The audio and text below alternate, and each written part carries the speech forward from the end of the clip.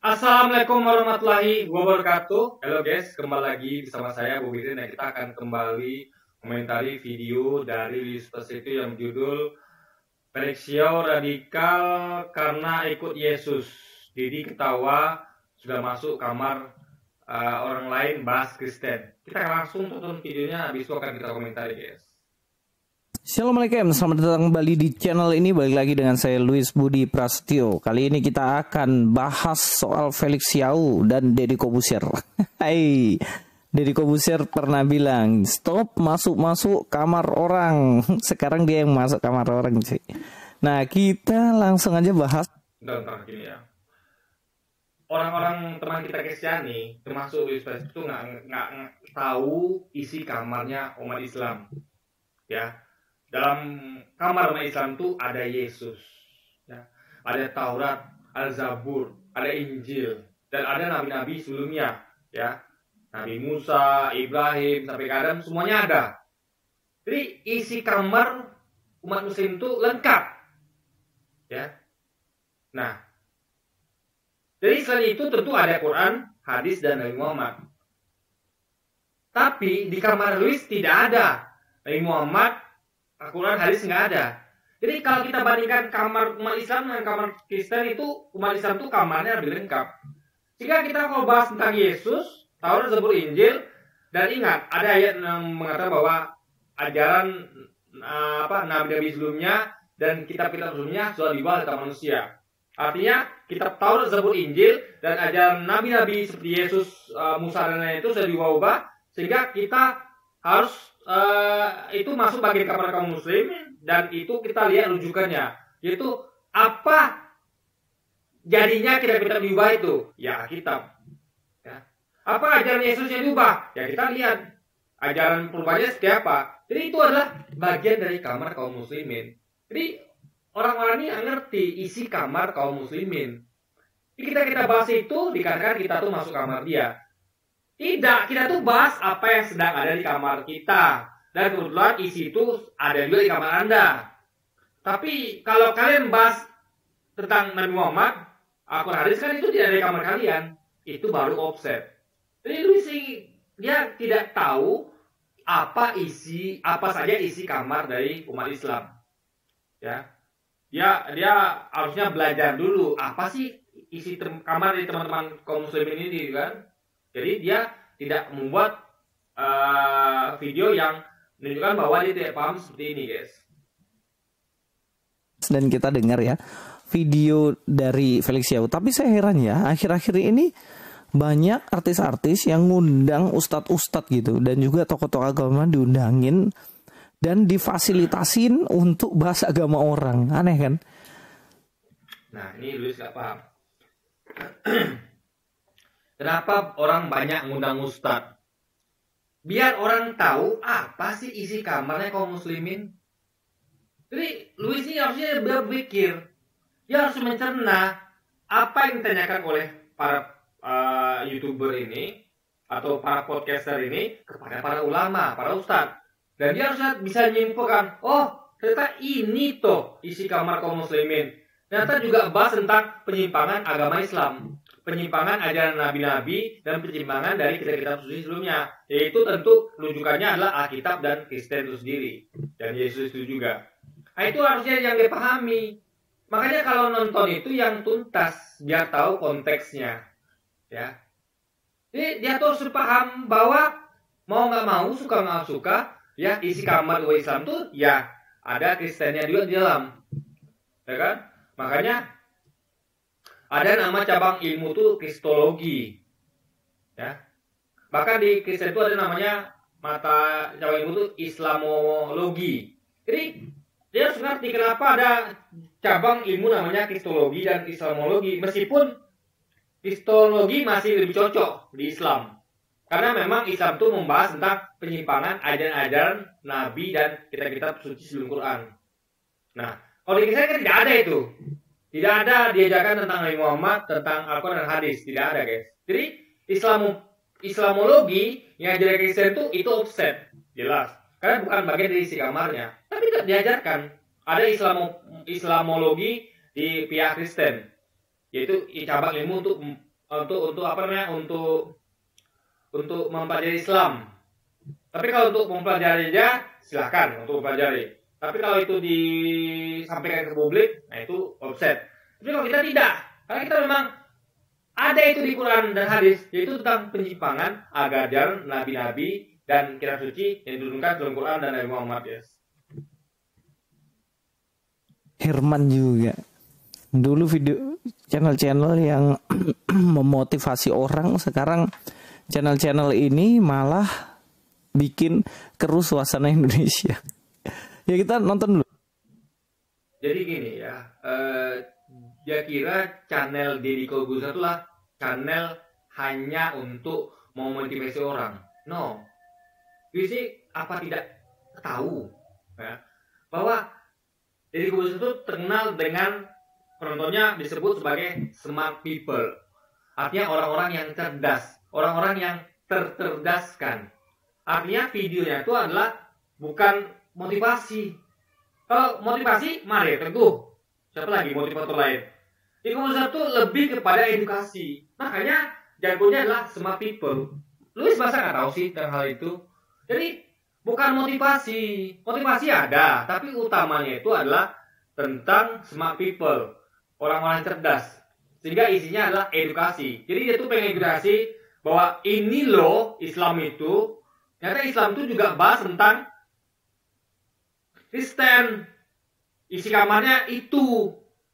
Begitu poinnya. Jadi Luis dia ya karena dia bukan smart people, bukan orang yang cerdas, sehingga dia tidak ngerti. Dia mengkritik dia menjelekkan channel Deddy Corbuzier.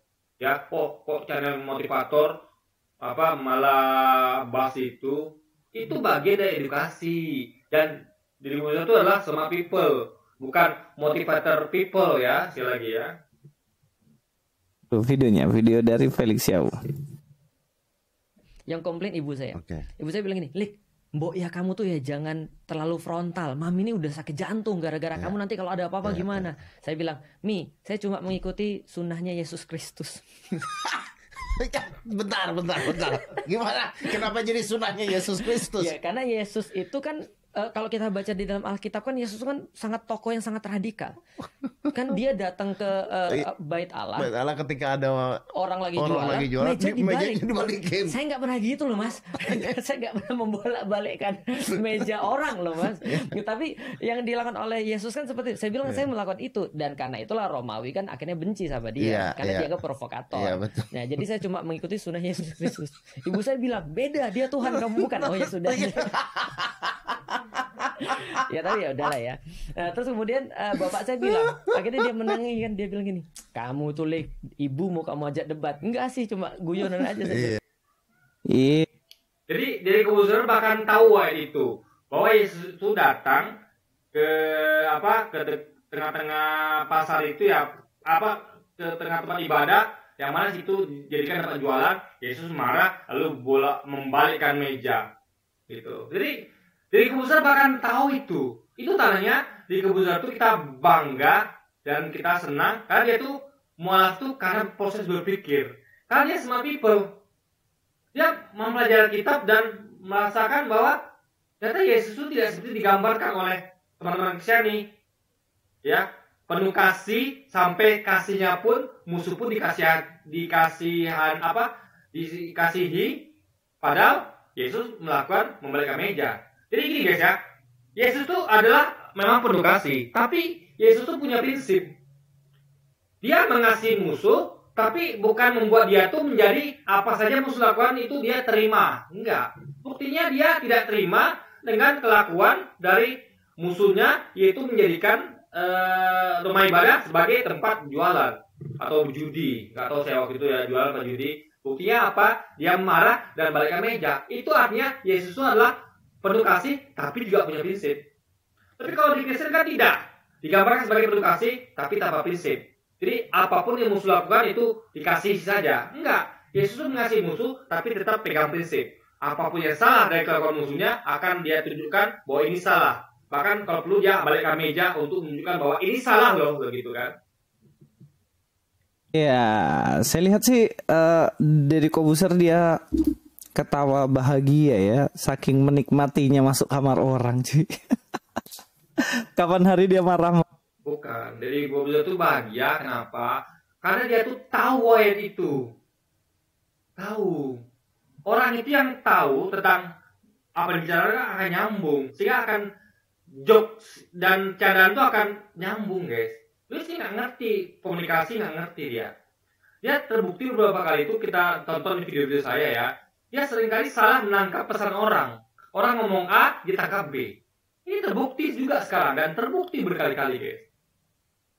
Jadi kenapa Deddy Kobuzer itu ketawa? Bukan karena masuk kamar orang. Karena Deddy Kobuzer tuh tahu ayat ini. Dia setuju dengan Ustaz Risyau bahwa Yesus di beberapa kesempatan tuh memang radikal. Dan radikalnya baik. Jadi radikal tuh guys, ada baik ada buruk, tergantung momennya. Ketika Yesus melakukan, karena gini, radikal itu adalah suatu hal yang drastis. Orang zaman dulu ya, zaman Yesus itu, ketika ada tempat sinagog tuh jadikan tempat jualan atau judi, itu orang-orang tuh biasa saja responnya. Yesus beda sama yang lain. Dia melakukan suatu hal yang radikal, ya, yang mendadak, yang cepat, yang berubah, ya, yang tidak lazim, yaitu apa? Yang dilakukan orang dahulu yaitu membalikkan meja, itu radikal. Tapi itulah radikal yang bagus. Nah, jadi apa ya? Deddy Kobuzer ini sepakat dengan Ustaz Risyau. Sehingga dia merasa bahwa saya meyakini ini, ternyata yang saya yakini ini dibenarkan oleh Ustaz Risyau. Jadi gitu, jadi dia tuh senangnya karena semakin menemukan kebenaran gitu. Semakin mendapatkan kebenaran karena dia tahu ayat ini dan dia yakin sebelumnya bahwa ini memang suatu hal yang radikal dan cocok kalau dengan apa yang disampaikan oleh Risyau, makanya beliau senang. Jadi kalau kita komunikasi sama orang ya, ketika kita tuh keyakinan kita tuh diafirmasi oleh orang lain, kita akan senang. Misal saya meyakini bahwa ngomong tentang kita ngomong Jokowi adalah pemimpin yang instan, Gibran anaknya juga. Nah, lalu ada orang setuju. Orang itu bilang begini, Jokowi itu memang pemimpin instan. Buktinya di balik kota Solo dia nggak selesai, gubernur Jakarta nggak selesai, akhirnya jadi capres, jadi presiden. Saya yang dengar senang dong. Kenapa? Karena sesuai dengan orang itu mengafirmasi, mengiyakan keyakinan saya. Nah itu daripada Deddy Kobuzer. Ini bukan karena masuk kamar orang lain, dan itu adalah kamarnya kaum muslimin. Karena Yesus juga milik umat Islam. Yesus percaya ke umat Islam percaya kepada Yesus, seperti Kristen percaya kepada Yesus, sama-sama percaya. Cuma bedanya Kristen meyakini Yesus sebagai Tuhan, umat Islam meyakini Yesus sebagai Nabi. Tapi umat Kristen tidak meyakini Nabi Muhammad, tidak percaya Nabi Muhammad. Itu guys masalahnya. Sehingga Yesus adalah bagian dari properti kaum muslimin. Kita nyebutnya Isa ada di kamar kaum muslimin, tapi Nabi Muhammad tidak ada di kamarnya umat Kristen, karena mereka tidak percaya Nabi Muhammad kan. Logikanya guys. Marah ngomong gak boleh, kamu itu Elia masuk ranah Kristen, ranah Kristen masuk ranahnya Islam. Sekarang kamu bahas Yesus Kristus, ketawa-ketawa ngejek, Dedi. Apa-apaan dirimu ini, nggak konsisten. Jadi Kobuzer itu bukan ngejek, ya. Dia senang karena dia tahu ayat itu. Ayat di mana Yesus tuh marah lalu bertindak radikal dengan balikkan meja. Bukan ngejek, guys. Kecuali dia nggak tahu ayatnya, ya. Dia tahu ayat itu. Kan tadi kan dia nyambung pernyataan Risyau. Dia balikkan meja kan. Nah, itu bukti dia tahu ayat itu. Ini sesuatu yang dia ketahui dan dia yakini, dikonfirmasi, diiyakan, diafirmasi oleh Ustaz Risyau, ya dia senang. Gitu. Itu ya makanya dia harus belajar tentang komunikasi. Sehingga nggak nuduh orang bilang itu ngejek. Apa dasarnya itu ngejek? Orang sepakat kok keyakinannya dan pengetahuannya diafirmasi orang kok, ya wajar dia senang di Kobuzer itu kan. Nah sekarang saya bahas Felix Yau. Dia bawa Yesus Kristus yang radikal katanya, dan dia mengatakan bahwa dia mengikuti sunnah Yesus Kristus. Jadi orang-orang ini menilai radikal itu buruk. Enggak guys. radikal tuh ada baik dan buruk tergantung momennya. Contoh, Belanda anggap pejuang Indonesia itu radikal, teroris. Kenapa? Karena menyerang Belanda. Sisi Belanda kita radikal, pejuang ini. Tapi sisi kita itu bagus, karena kita mempertahankan negeri ini penjajahan. Makanya radikal tuh, Louis ini memang radikal dari sisi sudut pandang Belanda. Kita tidak. Kita lihat dari sebarang Indonesia. Jadi tergantung momennya gitu. Ketika Yesus lakukan ini adalah radikal yang bagus. Radikal bagus karena dasarnya yaitu dia punya prinsip bahwa tempat ibadah itu nggak boleh dijadikan tempat jualan karena akan menghilangkan kesucian tempat ibadah. Itu poinnya guys. Itu radikal yang bagus sekali lagi. Tapi guys, dia anggapnya semua radikal itu buruk semua. Enggak semua radikal itu buruk. Ada radikal yang bagus juga gitu kan. Kapan Yesus Kristus mengajarkan sunnah radikal? Gak ada. Radikalnya Kristen tuh ya sebenarnya. Makin radikal makin mengasihi Tuhan dan makin mengasihi musuhnya. Tapi kenapa di sini kok dia mengutip tentang Yesus? Guys, saya udah bilang ya, mengasihi musuh bukan berarti menerima semua perbuatan musuh. Ya, kalau Yesus menerima, dia tidak akan balikkan meja. Dia akan biarkan orang itu jualan tempat suci. Tapi Yesus tidak menerima. Buktinya apa? Dia balikkan meja, tanda bukti dia tidak menerima. Itu artinya dia radikal secara baik dan dia punya prinsip. Kasih musuh tapi tidak setuju dengan perbuatan musuh-musuhnya. Yang mengobrak-abrik meja dan lain-lain. Apakah ini bentuk radikalismenya Yesus sehingga kita harus mengikuti itu seperti Felix Yau mengikuti itu? Katanya pengikut Yesus, ya ikuti Yesus. Kok bisanya ngaku pengikut Yesus, tapi Yesus lakukan tidak diikuti? Itulah beda kita dengan mereka. Kita pengikut Nabi Muhammad, kita pengikut Yesus, ya kita ikuti apa yang mereka lakukan. Kalau mereka kan cuma manis di bibir saja, ngaku pengikut Yesus, tapi ketika Yesus lakukan itu, mereka tidak melakukannya. Mereka bilang, oh Yesus itu kan Tuhan. Loh, Yesus itu memberi contoh loh. Anda pengikut dia, ya ikuti dia. Jangan mau pengikut kau tidak ikut dia gitu kan. Nah, saya Herman Felix Yau ini dulu ngaku mantan Kristen, mantan Katolik. Lama-lama dirubah menjadi mantan ateis. Karena beberapa kali kita langsung bahas dan ketahuan dia itu sebenarnya nggak tahu apa-apa tentang kekristenan. Guys, sekali lagi ya. Nggak tahu apa-apa tuh berarti memang nggak tahu sama sekali. Kalau Felix Yau tidak tahu apa-apa, alias tidak tahu sama sekali, dia tidak mungkin tahu satu ayat pun. Bahkan dia tahu banyak ayat. Jadi Louis ini suka berbohong dia suka melebih-lebihkan. Orang yang tahu dibilangnya nggak tahu. Bahkan kalau Felix Yau itu tahu banyak. Di Kobuser juga tahu banyak. Mungkin di Kobuser dan Felix Yau nyambung, sama-sama tahu ayatnya gitu kan. Jadi guys, apa saya bilangnya? Louis Felix itu memang suka berbohong orangnya guys.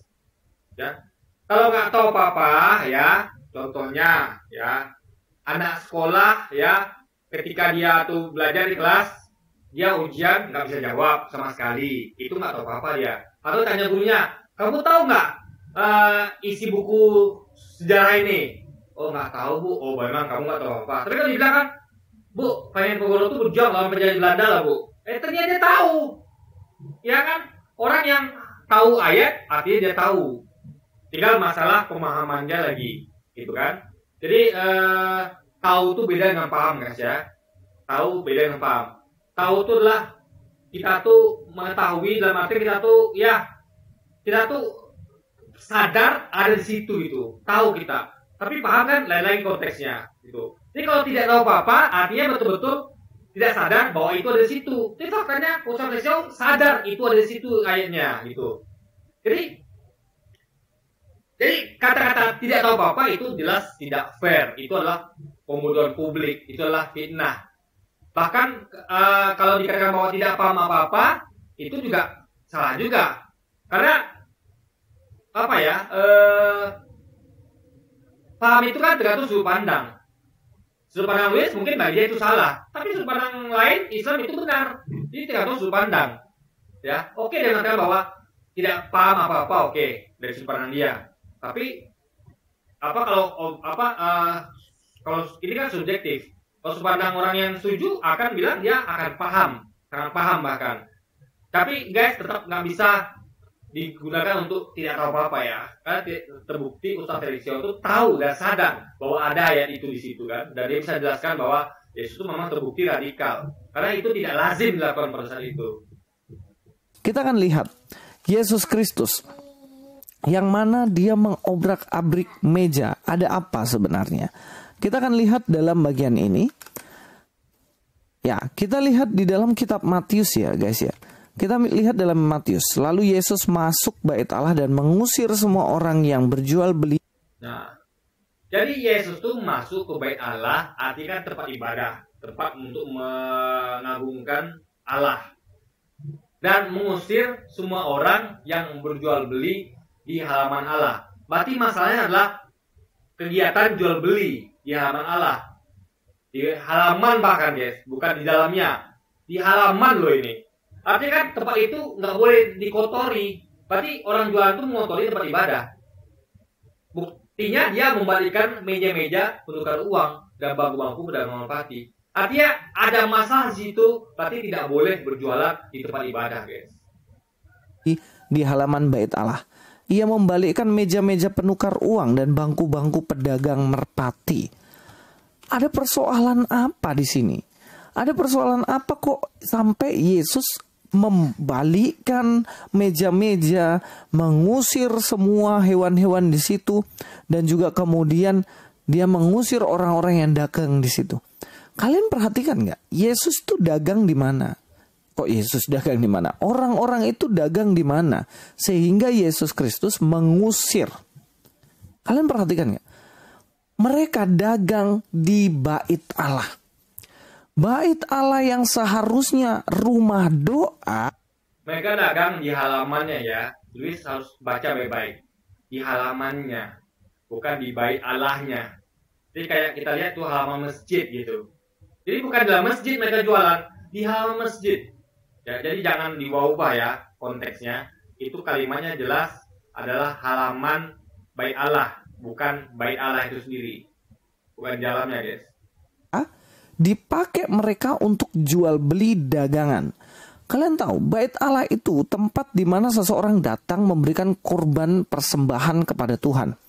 Tetapi orang-orang ini berjualan di pintu dan kemudian mereka menjual itu dan mereka bukan di pintu, di halaman. Ini bukti Yesus suka ngubah-ubah ayat. Ayatnya ngomong di halaman, dia bilang di bait Allah, dia bilang di pintu. Bukan di pintu, di halaman. Bisa nggak bedakan antara halaman dengan pintu? Ini menurut saya ini absurd ya. Makanya di sini ya disebut halaman, dia bilang bait Allah. Disebut halaman, dia bilang pintu. Orang tahu ayat, dibilang tidak tahu apa-apa. Ini kan kacau guys. Jadi Luis ini memang orangnya suka fitnah, suka bohong, suka ngubah konteks, suka berlebihan guys. Sesuatu yang A dibilang B, sesuatu yang tidak ada dibilang ada. Itulah Luis Prasetyo. Kali sama imam-imam yang ada di dalam, mereka kasih persenan kepada imam-imam dan dipakai bisnis bait Allah itu. Jadi ini bukan hanya masalah persenan. Di sini tidak ada ngomong persenan, tapi yang jelas itu salah. Ya. Itu salah. Mau mereka tuh pakai persenan atau bukan, itu tindakan salah untuk berjualan di halaman bait Allah. Ya. Jadi poinnya bukan pada mereka memberikan persenan. Itu hanya menjadi faktor pendukung. Tapi yang disalahkan Yesus adalah kegiatannya itu, jual belinya di halaman bait Allah itu, guys. Seharusnya bait Allah jadi rumah doa, justru dipakai untuk berjualan di situ, mencari keuntungan. Artinya Yesus itu tanpa kompromi. Ya kalau hal-hal yang melanggar syariat, dia akan radikal, ya akan tegakkan syariat. Syariatnya adalah tidak boleh jualan tempat suci. Apapun dilakukan Yesus, termasuk membalikkan meja, untuk menunjukkan bahwa kalian ini salah loh. Kalian itu melanggar syariat. Jadi dia tuh memang penuh kasih, tapi dia punya prinsip. Kalau orang Kristen kan membuat Yesusnya seakan-akan penuh kasih, tapi nggak punya prinsip. Kasih hilang musuh, berarti betul-betul semuanya diterima. Musuh itu lakukan percaya tidak. Itu menentang kelakuan melanggar syariat dari musuh-musuhnya, guys. Makanya Yesus di situ membalikkan semuanya dan diusir mereka supaya tempat-tempat itu bisa dipakai untuk beribadah. Di tempat yang mereka pakai. Guys, ibadah itu kan di dalam, bukan di halaman. Ya. Jadi asalnya bukan untuk agar tempat itu bisa dipakai tempat ibadah. Memang aturannya nggak boleh jualan di tempat ibadah, walaupun di halamannya. Ini nggak ada urusan itu. Dengan diusir orang itu, orang bisa ibadah. Ibadah itu kan di dalamnya. Halaman loh guys. Anda bayangkan masjid, gereja, sinagog. Ibadah di mana? Di halaman. Kan tidak, di dalam. Bukan di luar ibadah itu, kecuali kalau ruangan nggak muat lagi, baru sebagian di luar. Jadi nggak ada hubungan dengan mereka itu diusir, lalu bisa ibadah. Ketika mereka jualan, bisa ibadah. Nggak ada hubungannya, guys. Mereka tetap bisa beribadah, masalahnya bukan di situ, tapi pada jual belinya nggak boleh melanggar syariat, guys. Itu yang tidak pahami Louis kan? Dagang itu seharusnya dipakai bangsa-bangsa lain untuk beribadah kepada Tuhan. Itu tempatnya mereka dari bangsa lain, tapi dipakai untuk dagang. Makanya di situ nggak bisa lagi dipakai untuk doa. Kalau kita lihat di ayat yang selanjutnya ya. Dan berkata kepada mereka, ada tertulis, rumahku akan disebut rumah doa, tetapi kamu menjadikannya sarang penyamun. Jadi orang-orang itu tetap bisa doa, karena bagian dalamnya kan tidak diokupasi, hanya halamannya saja, ya. Tapi mereka menjadikannya, jadi aktivitas jual beli itu sama seperti penyamun. Jadi Anda bayangkan ya, ada suatu tempat dijadikan sarang penyamun, tapi mereka hanya di halamannya saja. Orang tetap bisa ke dalam, tapi itu kurang nyaman. Kenapa? Karena tempat sudah dikotori oleh pelanggaran syariat, gitu guys. Tapi pelanggaran syariat itu jadi halaman, tapi tetap nggak boleh, gitu. Ya, logika poinnya guys. Jadi Yesus mengembalikan fungsinya untuk menjadi rumah doa.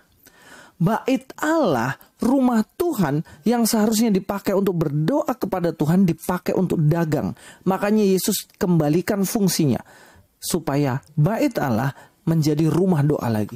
Beda dengan di situ poinnya adalah bait Allah itu tetap digunakan tempat doa, tapi juga tempat jualan. Jadi Yesus pengen pisahkan itu. Bukan itu tidak jadikan tempat doa sama sekali. Tetap tempat doa, tapi halamannya. Jadi kayak Anda bayangkan ada masjid atau gereja, ibadah di dalam, tapi di luar orang jualan. Tetap orang bisa ibadah. Tapi ada pelanggaran syariat di situ. Jadi Louis sih nggak ngerti nih guys. Dia nganggap bahwa dengan adanya orang dagang di situ, dia bilang itu dagang di dalam, di pintu. Enggak, di pintu, di halaman. Orang tetap bisa ibadah. Cuma itu pelanggaran syariat. Makanya Yesus hapus itu. Dia ingin orang itu betul-betul tempat ibadah itu maupun kompleksnya, halamannya, lingkungannya tetap dipandang sebagai tempat ibadah. Nggak boleh ada pelanggaran syariat yaitu jualan di situ guys. Radikalmu itu apa? Gereja, rumah doa yang dipakai untuk berdoa, justru kamu tutup, kamu larang beribadah, diusir semua orang yang beribadah di situ, supaya gereja nggak berdiri, nggak ada tempat untuk berdoa lagi. Oh, jangan salah. Berdoa bisa di mana saja, ya. Ini Louis nggak ngerti. Berdoa ibadah bisa di mana saja, ya. Nih, tetangga saya non-muslim. Di kompleks saya sering saya bilang ada 5 keluarga Kristen dari antara 1000 lebih keluarga muslim. Mereka ibadah di rumah tuh. Hari Minggu, hari biasa, di rumah. Mereka ngundang orang. Tapi mereka sopan. Mereka tahu kiri kanan depan belakangnya muslim semua. Mereka ngundang orang luar. Mereka tidak berisik guys. Mereka tidak pakai speaker.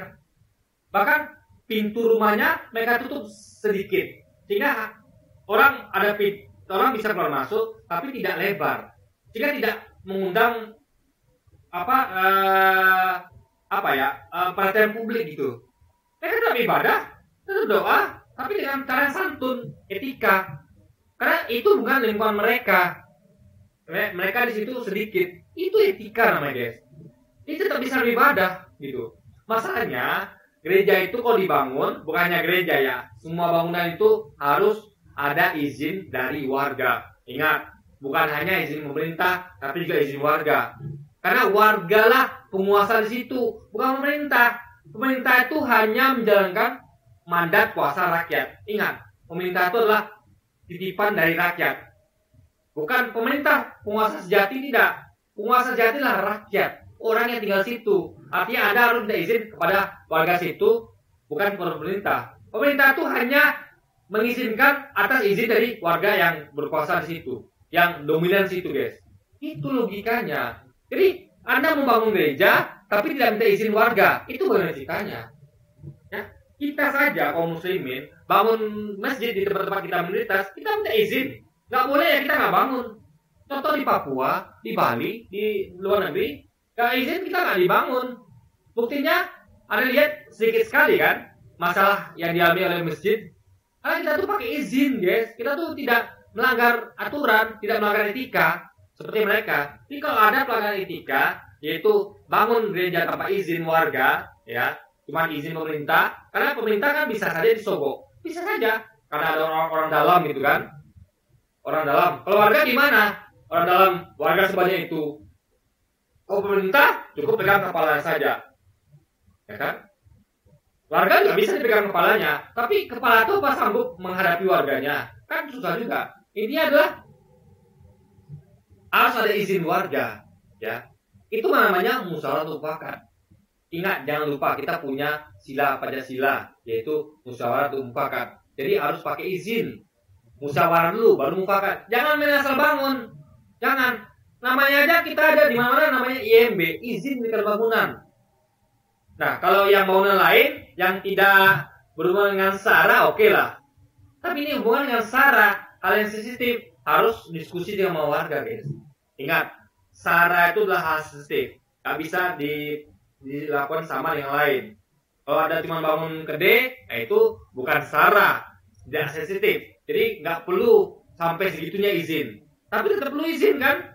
Pak, Indomaret, Alfamart itu perlu izin warga loh, guys. Kalau nggak, itu Indomaret, Alfamart itu dirimu warga loh. Warga-warga yang merasa bahwa warung-warungnya sepi karena Indomaret, Alfamart itu kan demo. Itu bukan SARA loh. Begitu warga.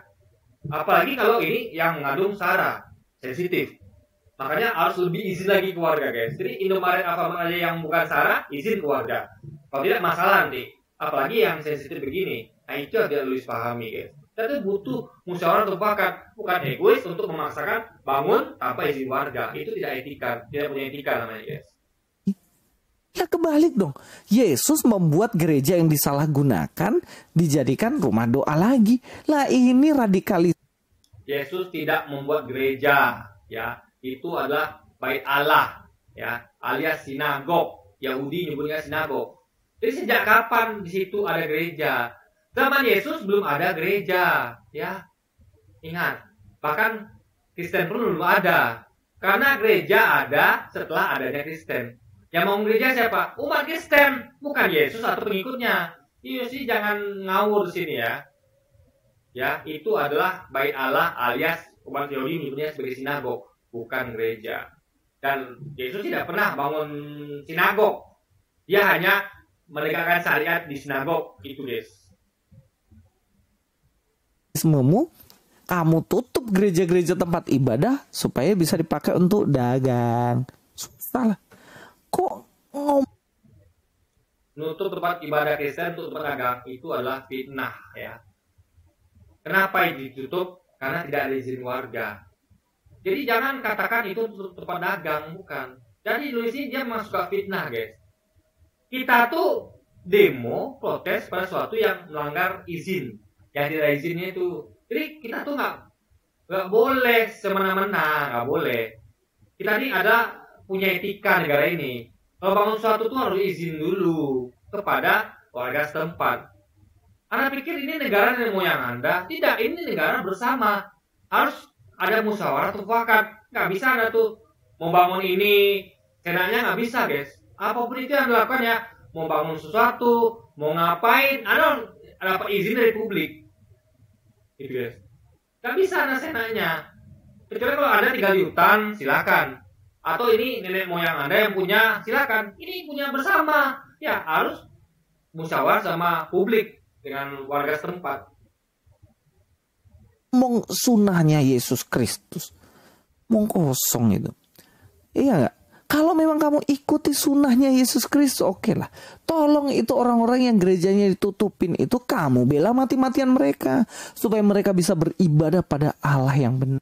Oh, jadi membela orang-orang yang melanggar aturan, melanggar etika, bangun tanpa izin warga. Enggak seperti itu, guys. Ya.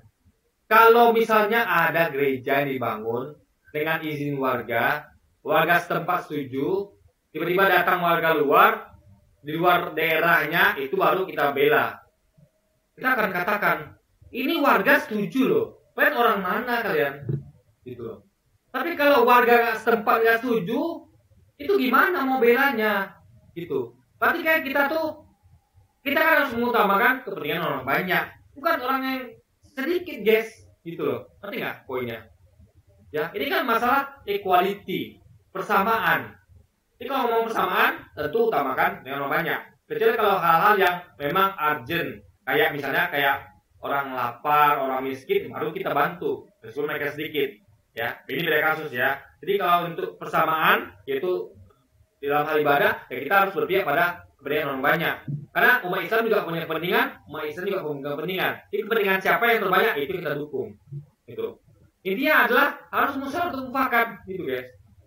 Dan ingat, ibadah doa itu bisa di mana saja, ya. Gak mesti harus di gereja. Kita tengok umat Islam yang di luar negeri gimana, yang masih sedikit, tetap bisa ibadah, tetap bisa mereka tuh lebaran, tetap bisa ini. Anda bayangkan ya, umat Islam di luar negeri itu untuk menjangkau masjid itu berpuluh ratus kilometer. Mereka naik kereta cepat, mereka naik bus bahkan, jauh guys. Nggak kayak Indonesia. Nggak jalan sedikit protes. Maunya di situ. Di mana berdiri, situ harus gereja. Ini jadi mentalitas teman Kristen ini kalah sama umat Muslim, guys. Harusnya mereka melihat contoh umat Muslim yang tinggal jadi minoritas di luar negeri. Mereka tuh tempat ibadah itu jauh, guys. Ya, maka mereka tuh banyak ketika sholat lima waktu itu, ya mereka tuh di rumah sholatnya karena jauh masjidnya. Paling momen ketika Jumatan atau Lebaran atau momen ada perayaan hari raya baru mereka ke masjid itu. Nah, jadi jangan mau kalah lah sama umat Islam, Louis. Jangan cengeng, ya. Jadi Anda tuh masa kayak Anda jadi dia tuh playing victim, guys. Padahal umat Islam itu jauh lebih kuat mentalnya. Kita biasa di luar negeri itu atau di Papua misalnya, masjid jauh tuh kita biasa. Di tempat-tempat kita minoritas biasa itu. Kita bahkan naik kereta cepat sampai setengah jam, 1 jam untuk capai masjid terdekat. Biasa saja, nggak ada yang kita protes. Tapi mereka ini protes. Kenapa? Kita bangun gereja nggak boleh. Kita gereja jauh. Karena nggak lihat kaum muslimin. Bagaimana kita di tempat kita minoritas itu kita jauh ke masjid, guys. Dan kita tidak jadikan itu masalah. Gitu. Kita tidak pernah masakan itu menjadikan alasan untuk bangun masjid. Enggak. Nah itulah beda kita dengan Kristen. Kita tuh lebih toleran dibandingkan mereka. Mereka tuh harus bisa bangun gereja di tempat mereka berpijak. Enggak begitu juga caranya, ya kan? Kita tuh hidup bermasyarakat, hidup bernegara. Gak bisa seenak Anda. Izin warga, musyawarah mufakat. Jangan ada tuh egois lalu membangun seenaknya aja, nggak bisa, guys. Semua itu butuh izin. Benar. Yesus Kristus itu membuat bait Allah kemudian bisa menjadi rumah doa kepada Tuhan. Yesus itu tidak membuat bait Allah, guys, ya. Di situ dia datang untuk membalikkan meja. Jadi jangan tambah-tambah ayat deh, ya kan. Di situ tidak ada dikatakan bahwa Yesus itu bangun bait Allah. Dia hanya datang dan dia membalikkan meja di halaman itu. Ya. Jadi itu jangan ngarang deh. Padahal sebelumnya disalahgunakan. Jadi janganlah dipakai untuk itu. Kita lihat ya. Yesus Kristus itu dalam radikal. Dia tidak mau membunuh orang. Kalau dalam Lukas 22 ayat 51. Tapi Yesus berkata, sudahlah itu. Lalu ia menjamah telinga orang itu dan menyembuhkannya. Yang bilang Yesus radikal itu karena bunuh orang siapa? Berarti Yesus ini nggak ngerti apa arti kata radikal. Ya. Kita akan melihat, guys, ya, hendak.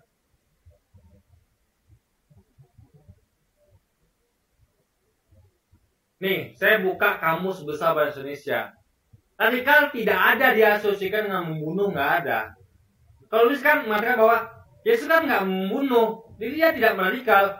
Radikal itu bukan poinnya pada membunuh, Louis. Baca baik-baik. Apa itu radikal? Radikal adalah secara mendasar sampai kepada hal yang prinsip. Alias ini ngomong tentang prinsip. Berarti orang radikal adalah orang yang punya prinsip dan menegakkan prinsip itu. Ya. Maju dalam berpikir atau bertindak. Jadi dia tuh berpikir dan bertindak tuh maju sesuai prinsip. Itu radikal. Makanya Louis tuh baca kamus, ya. Baca kamus. Jadi nggak ada di situ sebut bahwa radikal tuh harus membunuh, nggak ada. Louis sih nggak ngerti tentang arti radikal, dia ngomong tentang radikal. Dikatakan bahwa Yesus kan nggak membunuh. Yang bilang Yesus radikal membunuh siapa? Konteks radikal sesuai dengan KKBI yaitu perubahan secara mendasar, ya, menjalankan prinsip. Prinsip Yesus adalah ini naga sayap dan dia buktikan yang tindakan, dia balikkan meja. Artinya Yesus radikal. Cocok dengan apa yang disampaikan dari kamus tadi. Jadi nggak ada hubungan sama membunuh, Louis. Jadi orang radikal bukan berarti orang itu harus membunuh dulu, tidak. Nah, seperti itu radikal itu. Dia pernah dengar nggak perubahan secara radikal? Artinya apa? Perubahan secara radikal adalah perubahan secara prinsip. Jadi prinsipnya berubah, itu namanya perubahan radikal. Prinsipnya berubah. Ini nggak ada hubungan sama membunuh, Louis, ya. Dia nggak tahu, guys, tentang radikal ini, tapi ngomong sok pinter gitu kan. Oh, radikal tuh Yesus kan nggak membunuh. Masa radikal tuh dia asosiasikan dengan membunuh, guys? Ini kan nggak masuk akal gitu kan.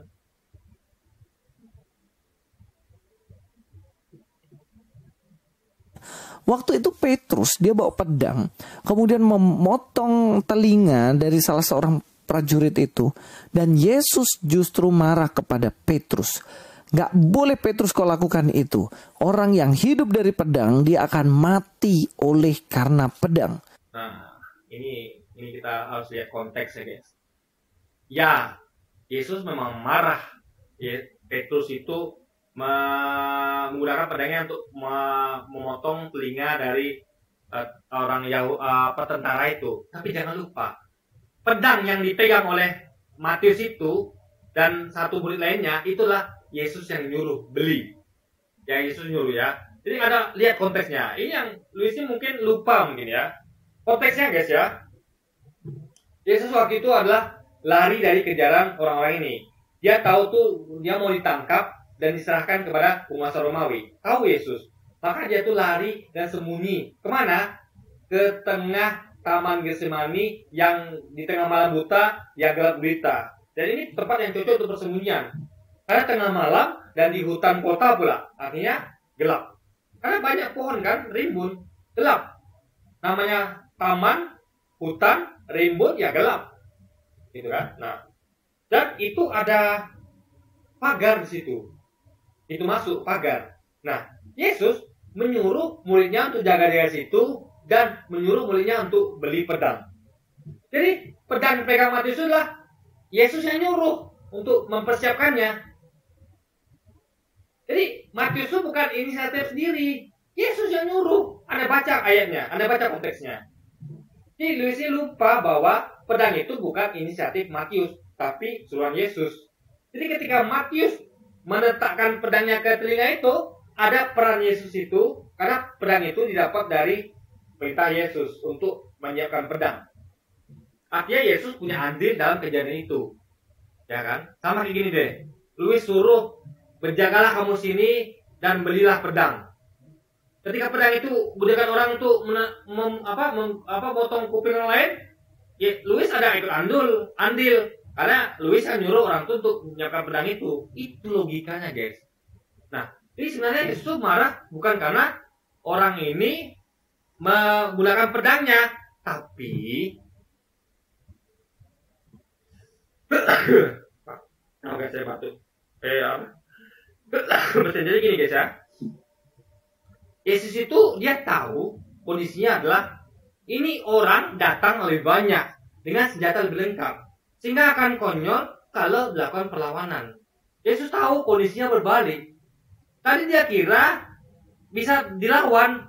Jadi kan kita lihat kejadian sebelumnya sudah. Contoh, saya tahu saya mau ditangkap, lalu saya sembunyi.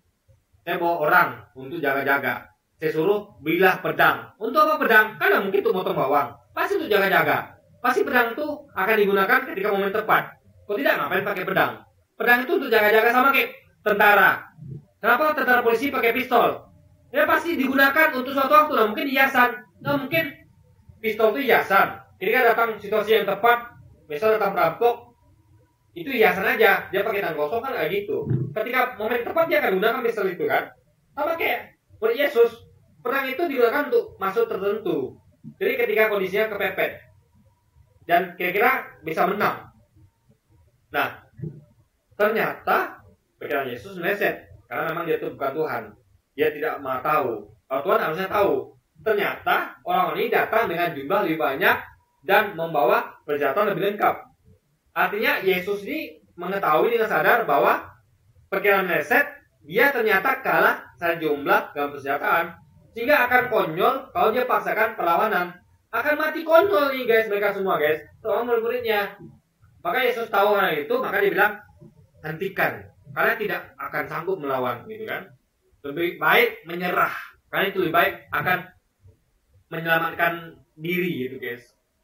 Itu poinnya. Bukan karena Yesus marah orang ini menyakiti orang. Enggak. Dari awal Yesus itu bermaksud untuk menyakiti orang. Buktinya dia nyuruh untuk beli pedang. Untuk mencari pedang. Dan pedang itu terbukti dipegang di tangan Matius. Sama begini nih. Kalau Louis tidak bermaksud untuk melukai orang, saya tanya. Misalnya Louis ada sapam di rumah. Ya. Kalau dia memang bermaksud untuk tidak melukai musuh-musuhnya, kayak rampok ataupun itu, dia nggak perlu nyewa sapam. Nggak perlu dia ngapain? Pada rampok ya paling dia kasihi, ya udah deh, ambillah barang saya, gitu kan? Asal jangan saya dia apa-apain, nih barang saya ambil. Kan kasih musuh kan, gitu kan?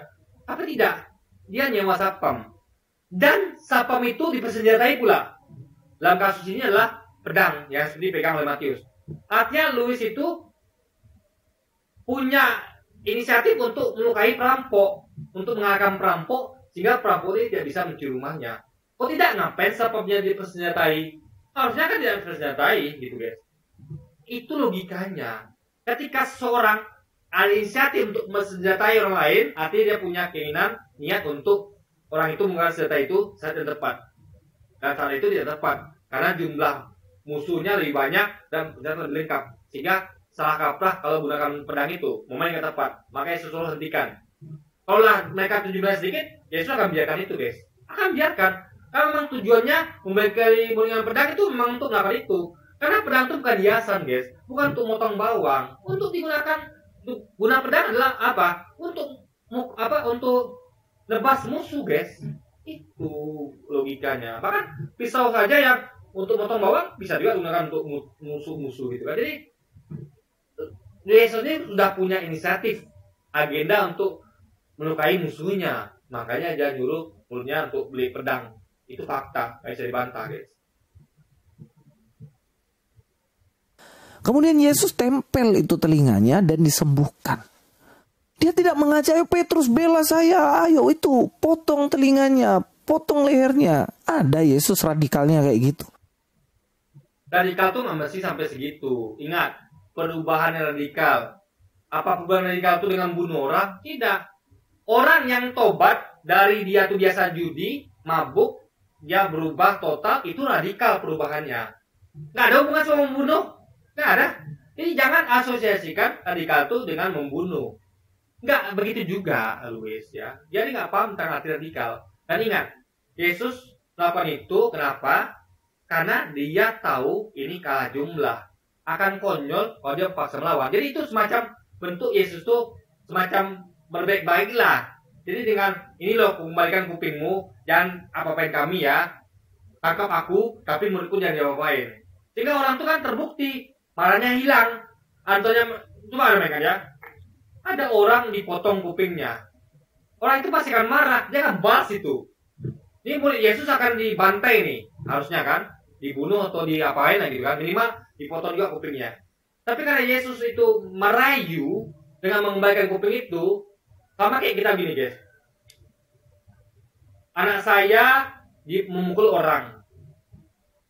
Apa yang saya lakukan? Oh, supaya anak saya nggak dipukul balik. Saya bilang, maafin anak saya ya. Ini saya kasih dia pengobatan. Saya bawa ke dokter. Sehingga orang tuh marahnya mereda, nggak jadi mukul anak saya, balas.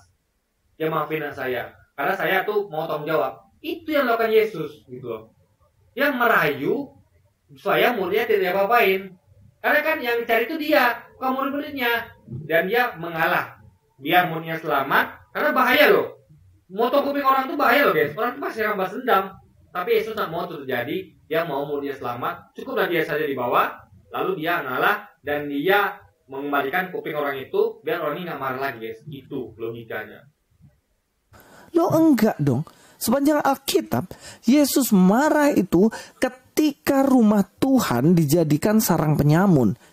Tapi ketika Yesus dianiaya, ketika Yesus perlakukan tidak adil, dia tidak ngamuk-ngamuk coy. Itu yang sebenarnya diajarkan Yesus.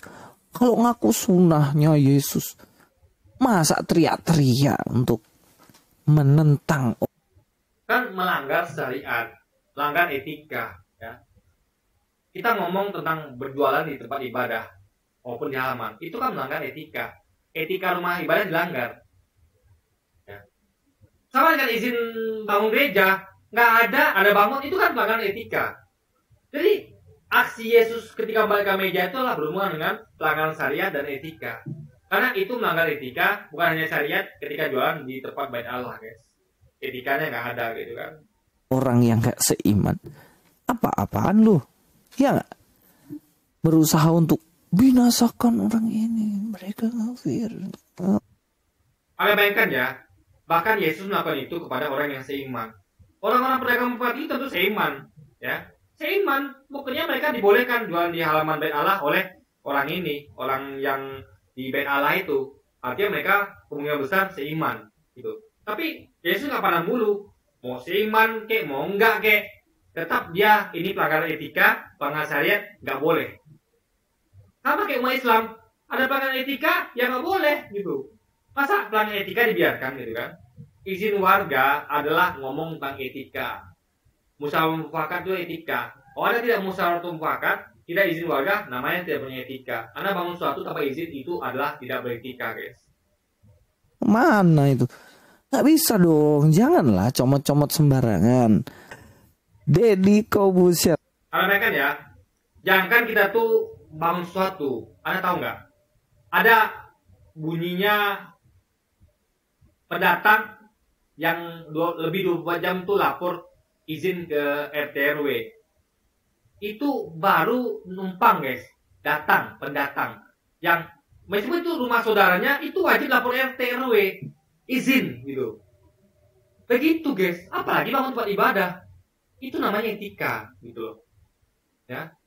Jadi Luis ini dia nggak ngerti tentang etika dia. Ya makanya memang sih salah juga karena pemimpin kita begitu. Pemimpin kita tuh tidak beretika. Makanya Luis menyontoh mungkin. Itulah bahaya guys kalau pemimpin tidak beretika. Sehingga akan banyak orang-orang yang contoh sepertinya Luis ini. Pemimpin tidak punya etika, dia tidak punya etika guys. Wah sayang sekali Anda loh. Katanya nggak boleh ngusik kamar orang. Sekarang ketawa-ketawain lagi Tuhan Yesus jadi jokes lagi, minta ampun. Bukan Tuhan Yesus jadi jokes. Yang diketawain itulah bahwa mereka ini sepakat bahwa Yesus itu memang seperti yang mereka perkirakan. Yesus itu tepat seperti apa yang mereka itu yakini. Yaitu orang yang memang radikal dalam hal baik ya. Yaitu Yesus itu berpegang prinsip pada syariat dan etika. Gak boleh ada pelanggaran syariat dan pelanggaran etika di mana tempat ibadah kok ia dijadikan tempat jualan. Itu poinnya guys. Ini mereka tuh sama-sama sepakat dan mereka senang. Nah orang sepakat dia senang. Sama-sama dikonfirmasi keyakinannya kan, dia senang. Sama kayak Luis. Ketika dia lihat ada orang murtad, dia kan senang itu. Ya kan? Senang. Gak bisa kita katakan bahwa Luis ini ngomong Islam enggak. Orang sepakat akan senang guys. Karena ketemu ide, keyakinan itu ketemu, itu membuat mereka itu senang. Gitu. Jadi jangan dikatakan itu mengejek Kristen, enggak. senangnya dua orang ketika mereka mengetahui bahwa keyakinan mereka tuh sama, pengetahuan mereka sama, gitu guys. Ide mereka sama, gitu kan. Minta ampun. Saya kira Anda sudah mualaf. Agama Anda tidak percaya Yesus. Kalau Felicia bilang ini, agama Islam nggak percaya Yesus. Nih makanya Luisnya harus belajar Islam, ya. Islam tuh percaya kepada Yesus. Itu bagian dari rukun iman, yaitu percaya kepada nabi-nabi yang diutus oleh Allah, termasuk Yesus atau kita sebut Nabi Isa. Jadi Luis tuh kalau nggak tahu tentang Islam, belajar tentang Islam. Umat Islam itu semuanya percaya pada Yesus, tapi percaya pada porsinya, pada kata-katanya, yaitu bahwa dia menyampaikan bahwa dia adalah seorang nabi, bukan Tuhan. Tidak pernah Yesus mengatakan bahwa dia Tuhan. Dia selalu menyampaikan bahwa dia adalah nabi, utusan Tuhan. saya mengikuti sunnah Yesus Kristus, dan Anda bilang, ya kan Yesus itu Isa. Ada nggak kisah Yesus membalikkan meja dan lain-lain itu di kitab Anda? Ada nggak? Nggak ada kan? Guys, Al-Quran itu bukan buku sejarah, ya. Dia adalah buku yang sama Anda bayangkan ya, buku SMA, buku SD, SMP, SD, sama nggak isinya? Beda. Buku SMA tidak lagi bahas tambah-tambah, kurang-kurang, bagi-bagi, tapi dipakai sedikit sebagian untuk rumus itu dipakai untuk hal yang lebih expert. Misalnya kayak ada unsur tambah baginya, tapi tidak signifikan seperti di SD. Karena kan Al-Quran itu adalah kitab yang kemudian kitab diturunkan setelah Taurat, Zabur, Injil. Artinya isinya nggak mungkin dong ngulang-ngulang 100%. Sama kayak buku SMA, nggak mungkin ngulang-ngulang 100% buku SMP. Nah, Luis nggak ngerti dengan hal itu. Dia nggak ngerti bahwa Al-Quran itu adalah kitab yang tidak ngulang-ngulang sepenuhnya kitab sebelumnya, tapi memuat sedikit atau sebagian, hanya untuk mengingat saja. Sama kayak buku SMA, dia akan menyampaikan poin-poin yang ada di buku SD SMP itu hanya sebagai pengingat. Bahwa misalnya kayak singa adalah hewan karnivora, itu saja. Nggak dibahas spesifik. Yang di SD itu tidak ulang lagi, di SMA enggak. Hanya diambil poin-poin pokoknya saja, guys. Sama kayak Quran. Ada tentang Yesus, ada, tapi nggak detail. Untuk detailnya silakan Anda lihat Alkitab, silakan Anda lihat Injil, kan begitu logikanya, guys. Jadi dia Luisi nggak ngerti bahwa ini kitab suci yang berkelanjutan, berhubungan tapi tidak mengulang, tapi berkelanjutan. Dia kira ini adalah buku sejarah yang lengkap. Jadi dia tuh membandingkan antara kitab dengan Al-Quran itu adalah seperti dua buku sejarah, ya, yang mana lebih lengkap. Bukan begitu. Quran ini adalah buku selanjutnya, the next book. Kayak buku SD, lanjutannya buku SMP, lanjutannya buku SMA. Bukan buku SMA, bukan.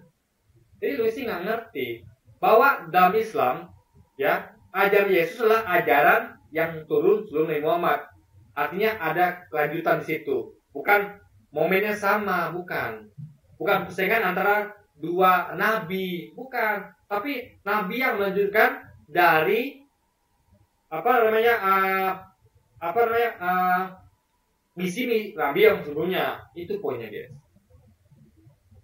Tidak ada itu dalam kitabnya orang Kristen. Orang Kristen punya kitab. Jadi bukan ranah Anda masuk kamar kami, cuy. Kalau ditanya, wah Luis juga ini masuk kamar orang, terus minta maaf, saya tidak membahas kitab orang lain. Saya membela kitab saya yang dibahas semena-mena. Loh, dia bilang Islam katanya tidak percaya Yesus. Itu kan masuk ke agama Islam. Gitu. Gimana sih Luis nih? Coba, logikanya di mana, guys? Dia ngomong tentang Quran. Ada Quran di kitab dia. Kalau kita ngomong tentang Taurat, Zabur, Injil, ada di kitab dia. Kitab kita ada. Jadi Luis nggak ngerti apa itu masuk kamar lain, itu nggak ngerti dia, guys. Dia masuk kamar lain, faktanya kita nggak masuk kamar lain. Kita membahas apa yang di kamar kita, yaitu penyimpangan ajaran nabi-nabi dan kitab sebelumnya. Itu poinnya. Oke, jadi mungkin sekian dulu aja video kita kali ini, guys. Dan sampai jumpa lagi di video-video selanjutnya. Wassalamualaikum warahmatullahi wabarakatuh, guys.